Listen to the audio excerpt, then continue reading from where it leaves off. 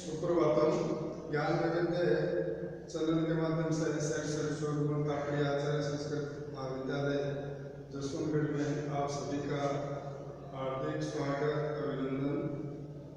आज के कालांश में हम जो शास्त्रीय द्वितीय वर्ष में साहित्य द्वितीय प्रश्न पत्र के अंतर्गत जो उत्तर रामचरित हमारी पुस्तक है भगवती द्वारा वर्णित है, उसका जो प्रथम अंक है उसको हम प्रारंभ करते हैं। और उस प्रथम अंक में सबसे पहले हम देखते हैं कि जैसे पहले भी मैंने आपको बताया है कि किसी भी कवि के द्वारा अपना जो ग्रंथ है उस ग्रंथ को निर्विघ्न समाप्ति के लिए अपने इष्ट जो भी देवता होते हैं उनके स्तुति की जाती है। जैसा कि आशीर्वचन संयुक्ता स्तुति से प्रयुज्यते देव गिरीश निर्गुण आदि नाम तस्मान नंदी संगीता, ये जैसे नंदी का लक्षण है तो उसके द्वारा अपने इष्ट की स्तुति की जाती है लेखक के द्वारा। तो उसमें हम पहले जो नंदी है उसको बारे में पढ़ेंगे, फिर पूर्व रंग है, नंदी का लक्षण है, इनके बारे में हम पढ़ेंगे। तो हम शुरू करते हैं नंदी जो पाठ है उसको प्रथम अंक को। तो इसमें सबसे पहले जो सूत्रधार है वो सूत्रधार क्या कहता है, अलम अति विस्तर कि अब हमें जो अधिक विस्तार से नंदी जो पाठ है उसकी आवश्यकता नहीं है। अद्य खलु भगवत है, आज भगवान जो कालप्रिय नाथ है, कालप्रिय नाथ का तात्पर्य यहाँ भगवान जो शिव शंकर उनके लिए लिया गया है। तो भगवत कालप्रिय नाथ से यात्रायाम आर्य विश्राम विज्ञापयामि, कहते हैं कि भगवान जो कालप्रिय नाथ शंकर है उनकी यात्रा के अवसर पर आदरणीय महानुभाव से मैं निवेदन करता हूँ। कवि कह रहा है यहाँ पर, एवं अत्र भवन्तो विद्यां कुर्वन्तु, के निवेदन करता हूँ कि अस्ति खलु तत्र भवान् काश्यपः श्रीकंठ पदलांचल पद वाक्य प्रमाणज्ञो भवभूतीनां जदुपर्णी पुत्र। क्या कहते हैं कि आप लोग यह जाने कि काश्यप गोत्र में उत्पन्न लिखा है कि खलु तत्र भगवान काश्यप, ब्राह्मण में जो काश्यप कुल था उस काश्यप गोत्र में उत्पन्न, और सिर्फ व्याकरण है, मीमांसा है, व्याकरण मीमांसा और अन्य जो न्याय शास्त्र हैं उन न्याय शास्त्रों को जानने वाले श्रीकंठ यानी श्रीकंठ की उपाधि को धारण करने वाले या श्रीकंठ की उपाधि से विभूषित पद वाक्य प्रमाणक जो भगवती नाम जतुकर्णी पुत्र है, उपाधि से विभूषित और जतुकर्णी के पुत्र आदरणीय जो महाकवि भवभूति हैं वो उत्पन्न हुए। जतुकर्णी इनकी माता का नाम था। आगे फिर कहते हैं कि पूर्व रंग क्या होता है। देखिएगा, जब भी मंच पर हम नाटक प्रस्तुत करते हैं उससे पहले हम यह देखते हैं कि नाटक शुरू करने से प्रारंभ करने से पहले मंच पर इस प्रकार की कोई भी स्थिति नहीं हो जिससे नाटक के मध्य में कोई विघ्न पैदा हो, इसलिए पूर्व रंग किया जाता है। तो पूर्व रंग को देखते हैं तो कहते हैं तत्र पूर्वम पूर्व रंग सभा पूजा ततः परम कथम कवि संज्ञा दे नाटक से अपि कथा। कह रहे हैं कि नाटक में पहले यानी नाटक रंगमंच पर प्रारंभ होने से पहले पूर्व रंग करना चाहिए, और तत्पश्चात जो सभा है उसकी पूजा होनी चाहिए। इसके बाद कवि और नाटक की संज्ञा आदि, और इसके बाद में आमुख होना चाहिए। अब आगे पूर्व रंग को बता रहे हैं। ये नाट्य वस्तुनः पूर्वं रंग विघ्नोपशान्तय कुशीलवः प्रकुर्वन्ति पूर्वरङ्गश उच्यते। प्रत्याहारादिकान्या अङ्गनस्य भूयांसि यद्यपि तथा अपि अवश्यं कर्तव्यं नान्दी विघ्नोपशान्तये। तो पहले इसका पूर्व रंग का जो लक्षण बताया है उसको हम देखते हैं कि ये नाट्य वस्तुनः पूर्वं रंग विघ्नोपशान्तये कुशीलवः प्रकुर्वन्ति पूर्वरङ्गश उच्यते। तो इसमें क्या कह रहे हैं कि अर्थात जो नाट्य वस्तु है उस नाट्य वस्तु के पूर्व रंग यानी जो नाट्यशाला है उस नाट्यशाला के रंग विघ्नोपशान्तये जो विघ्न है उन विघ्नों को दूर करने के लिए नटों के द्वारा यानी जो नाटक के पात्र होते हैं उनके द्वारा यानी नट लोग जो कार्य करते हैं इसके लिए कार्य जो नाट्यशाला है उसके विघ्नों को दूर करने के लिए नट लोगों के द्वारा जो कार्य किया जाता है उसे पूर्व रंग कहते हैं। फिर इसके नीचे लिखा है प्रत्याहारादिकान्या अंगनस्य भूयांसि यद्यपि तथा अपि अवश्यम कर्तव्यं नान्दी विघ्नोपशान्तये। यद्यपि उसके बाद जो प्रत्याहार आदि अनेक अंग हैं तथापि इनमें रंग स्तर के विघ्नों की शांति के लिए हमें जो नांदी है वो भी अवश्य करनी चाहिए। तो यहाँ पर जो नांदी का पूर्व रंग के लक्षण के बाद में हम नांदी का लक्षण देखते हैं। तो देखिएगा परीक्षा की दृष्टि से भी ये पूर्व रंग और जो नांदी है ये दोनों ही मुख्य है क्योंकि इन दोनों में से किसी एक का अवश्य रूप से लक्षण पूछा जाता है। तो आप इसकी ओर ध्यान दें और इसे स्मरण भी रखें, याद भी करें।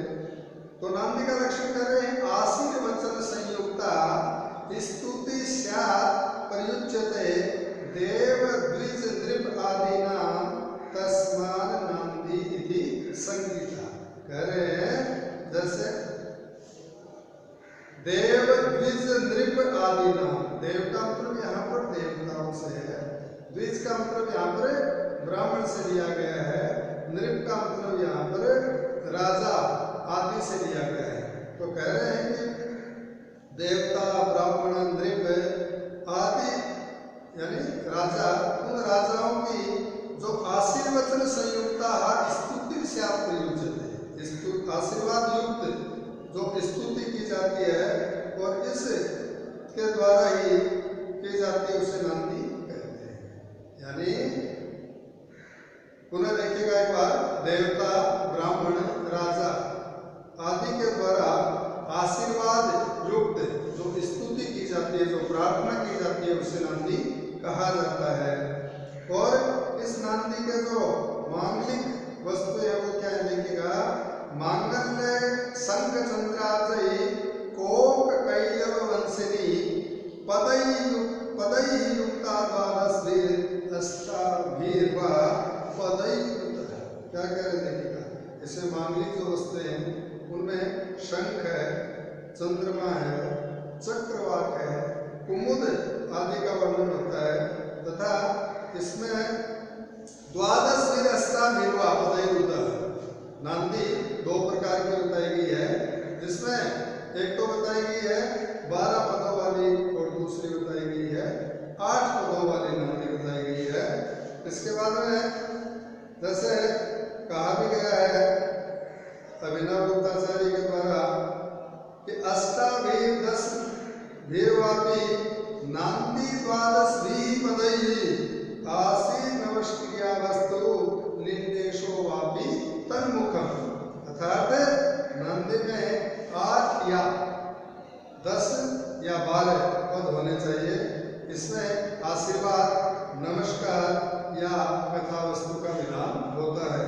नांदी के श्लोक के चरण में सुबंध, दिगंत तथा वाक्य के एक स्वरूप को पद कहा जाता है। इसे नांदी के लक्षण के बाद में हम देखते हैं कि नांदी में जैसे हमने अभी पढ़ा कि 10 पदों वाली भी होती है, 12 पदों वाली भी होती है, 8 पदों वाली भी होती है। तो इस नांदी में जो 12 पद होते हैं वो कौन कौन से होते हैं ये भी हमारे लिए जानना आवश्यक है। तो उन्हें क्रमशः 1 से 12 तक जो नांदी में पद होते हैं उनको हम देखते हैं।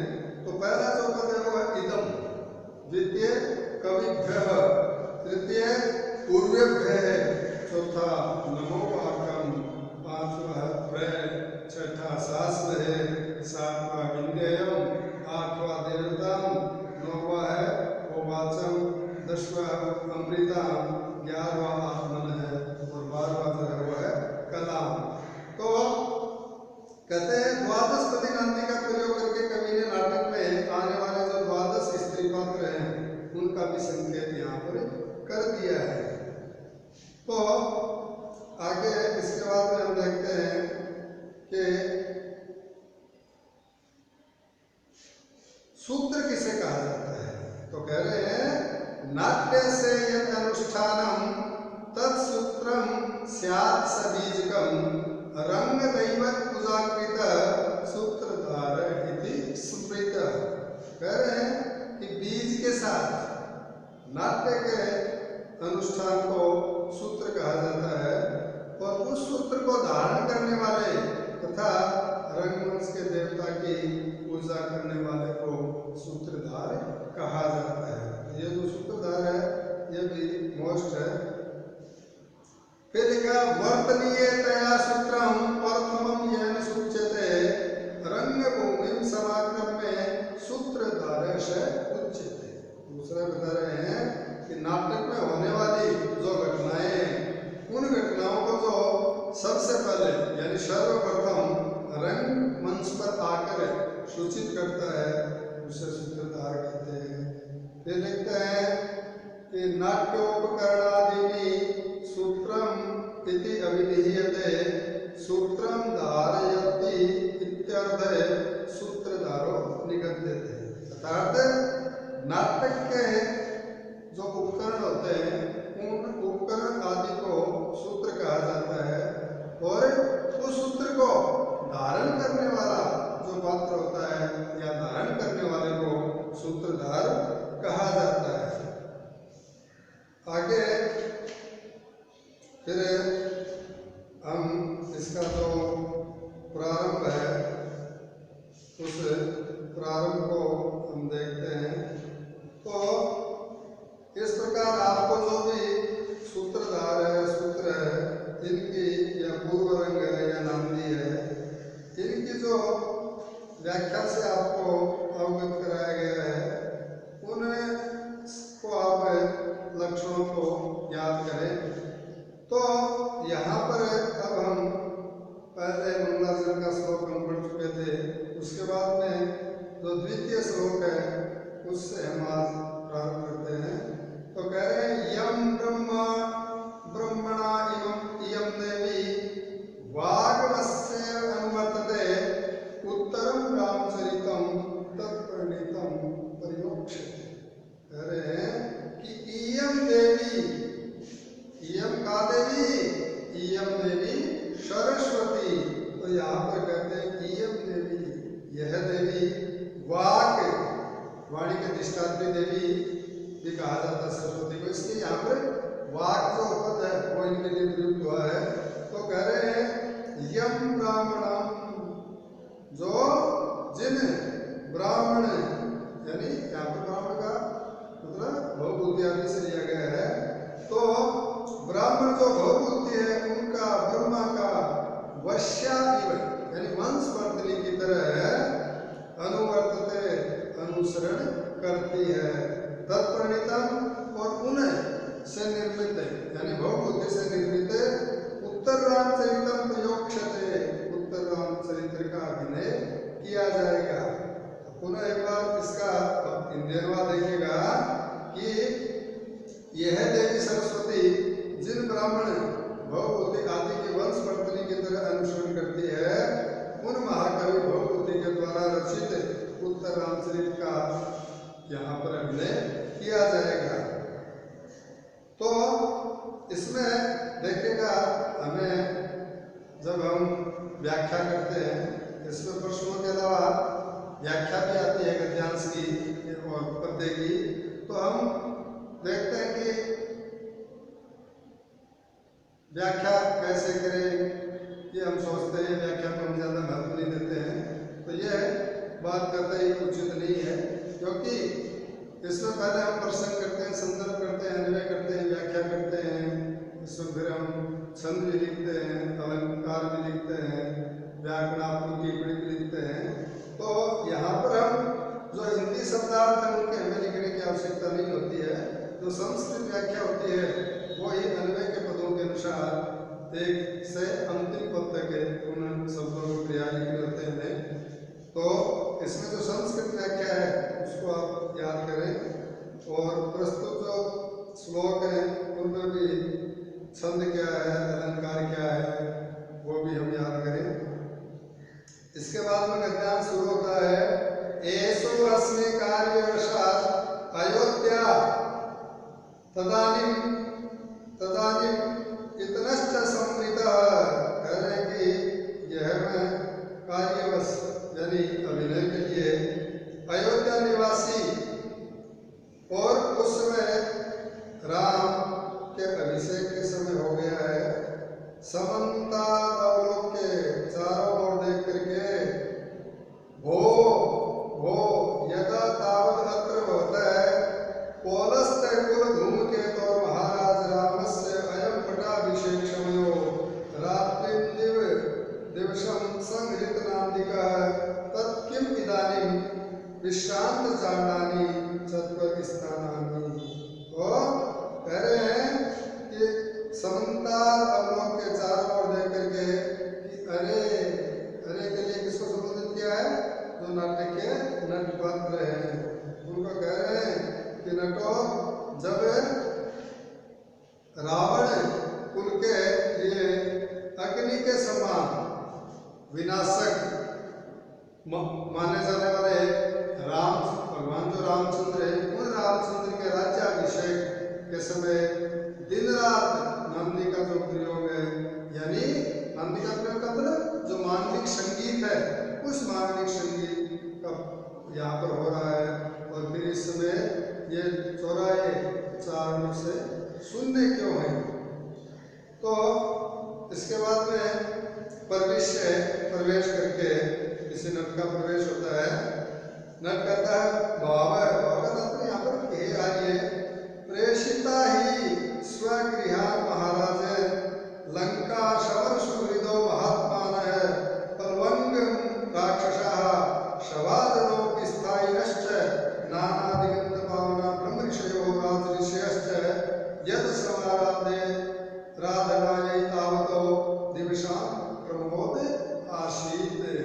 कह रहे हैं कि महाराज ने जिनके स्वागत और सत्कार के लिए इतने दिनों तक यह उत्सव था, उन लंका युद्ध के मित्र महात्मा सुग्रीव आदि जो वानर हैं, विभीषण आदि राक्षसों तथा अभिनंदन के लिए आए हुए नाना दिशाओं को पवित्र करने वाले, सभी दिशाओं को पवित्र करने वाले जो ब्रह्म ऋषि हैं, जो राज ऋषि हैं, उनको भी अपने अपने घरों को सत्कार पूर्वक यहाँ से विदा कर दिया गया है। दिवसां प्रमोद आसीत। सूत्रधार जो है वो कहता है अस्ते, ओ यह कारण है, कारण। फिर यहाँ पर हम देखते हैं नट अन्य दूसरा धनुष है और भी। तो तीसरा श्लोक आता है वसिष्ठाधिष्ठिता देव्यो गता रामस्य मातरः अरुंधतिं पुरस्कृत्य रागे जामातुराश्रमं। क्या कह रहे हैं कि वसिष्ठ अधिष्ठिता, यानी जो वशिष्ठ ऋषि उनकी अध्यक्षता में देव्या यानी राम की जो राजमाताएं हैं, रामस्य माता है और राजमाताएं और राम की जो माताएं हैं, अरुंधति वो अरुंधति को पुरस्कृत्य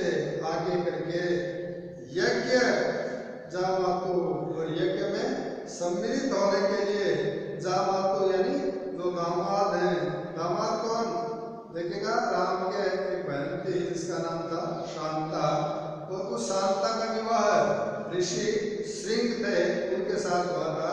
तो यहाँ पर जो जामाता दामाद का जो नाम आया है वो ऋषि श्रृंग के लिए आया है। तो उस राजा दामाद श्रृंग के आश्रमम गता, यानी आश्रम में गई हुई है। फिर सूत्रधार कहता है वैदेशिको अस्मि इति पृच्छामि कह पुनर्जामाता।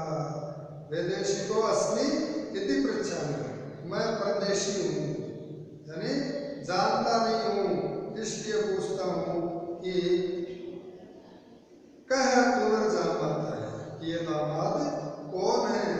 तो नट क्या कहता है, कन्याम दशरथो राजा शांताम नाम वेजीजनत अपत्य कृतिकाम राज्ञे रोम पदायताम दद्यम। कहते हैं कि राजा दशरथ जो थे उनके रोमपाल के राजा मित्र थे जो निसंतान थे, और उनको शांता जो है दे दी गई थी। तो क्या कहता लगेगा, राजा दशरथ है शांताम नाम की, राजा दशरथ ने शांताम नाम शांता नाम की कन्या वेजीजनत एक पुत्री को जन्म दिया। राज्य रोमपादाय, और रोमपाद नामक जो राजा थे भूपति अपत्य कृतिकाम, यानी कर्तृक पुत्री के रूप में, जिसे दत्तक पुत्री भी कहा जाता है, तो उस दत्तक पुत्री के रूप में ताम दद्यऊ, उस कन्या को रोमपाल को दे दिया। राजा दशरथ ने शांता नाम की पुत्री को उत्पन्न किया और रोमपाल नामक राजा को दत्तक पुत्री के रूप में उसे दे दिया गया। तो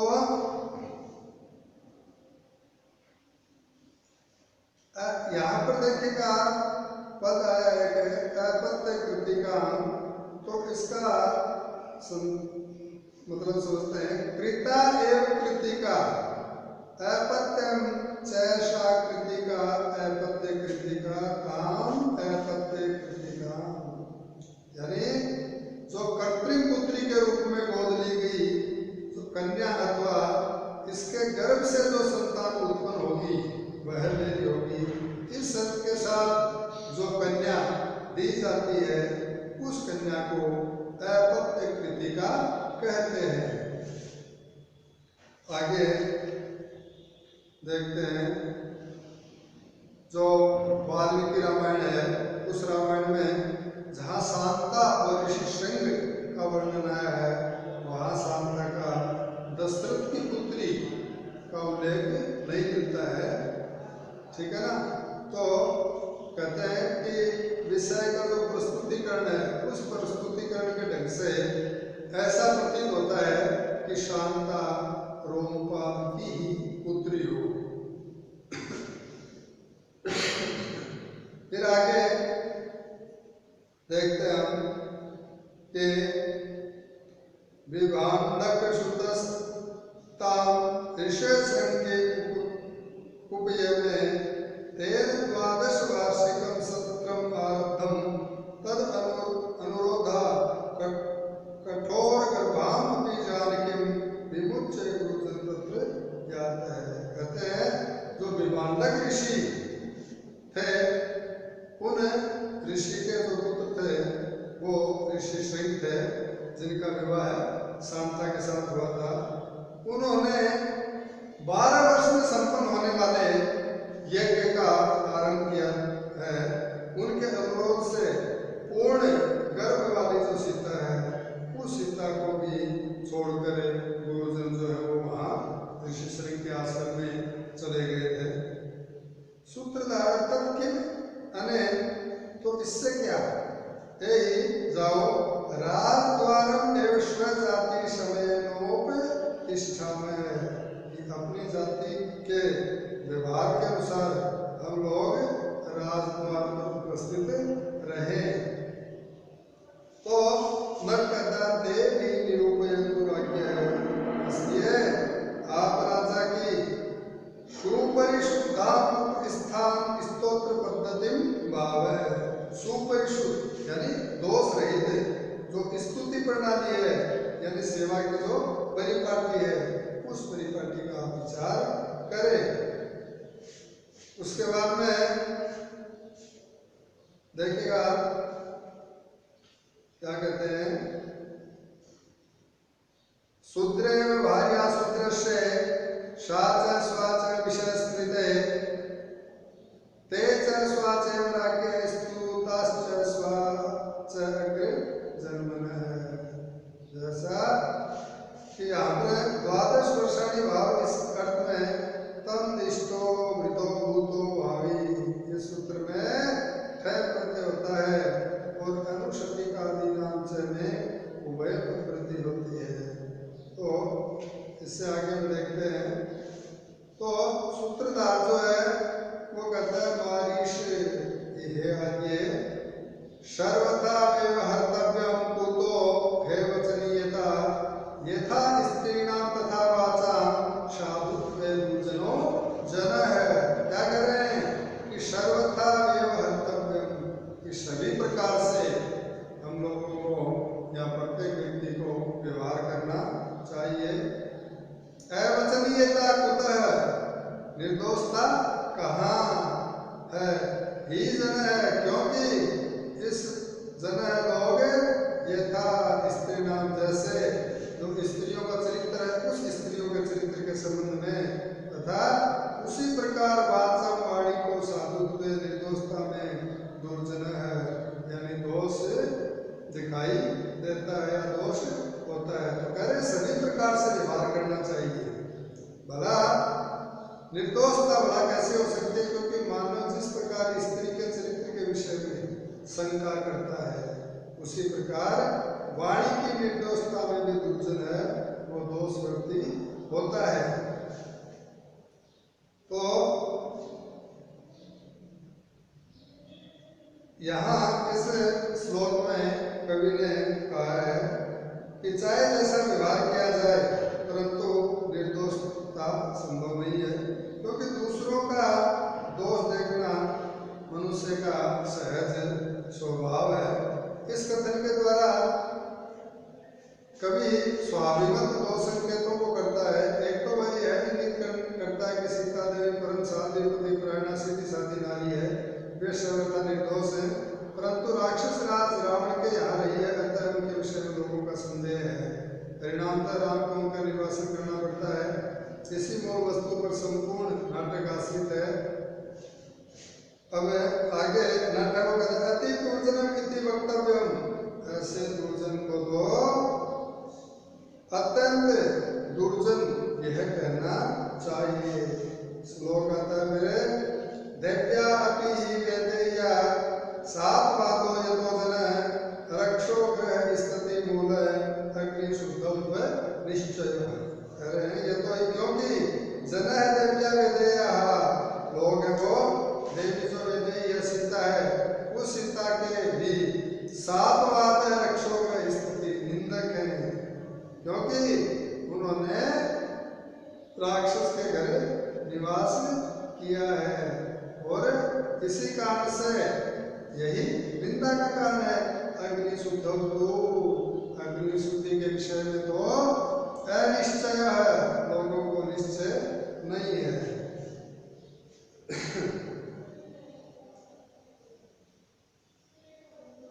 तो यहाँ पर देखिएगा सूर्य में पद अग्नि शुद्ध हो, तो कहते रामायण के अनुसार रावण का युद्ध करने के बाद में राम ने सीता से कहा कि मुझे तुमसे कोई प्रयोजन नहीं है, तुम कहीं भी जा सकती हो, क्योंकि परगृह में निवास करने वाली जो स्त्री होती है उस स्त्री को कौन स्वीकार कर सकता है।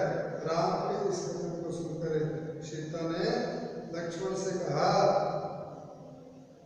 कि चिता में पुरुषो मित्रे वेशन से अस्य भेषजम मिथ्यात्वादो कहता ना जीवितों से।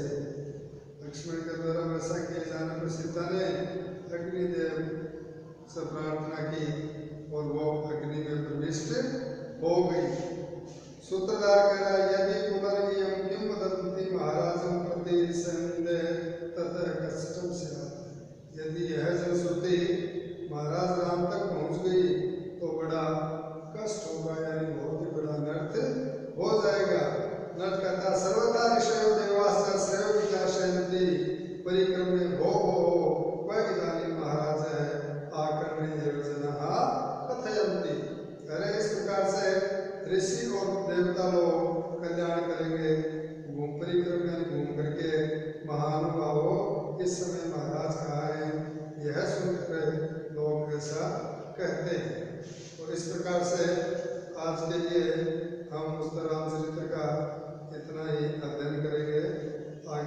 भर में पुनः हम अपना जो अध्ययन कार्य सुचारू रूप से संचालित करते रहेंगे।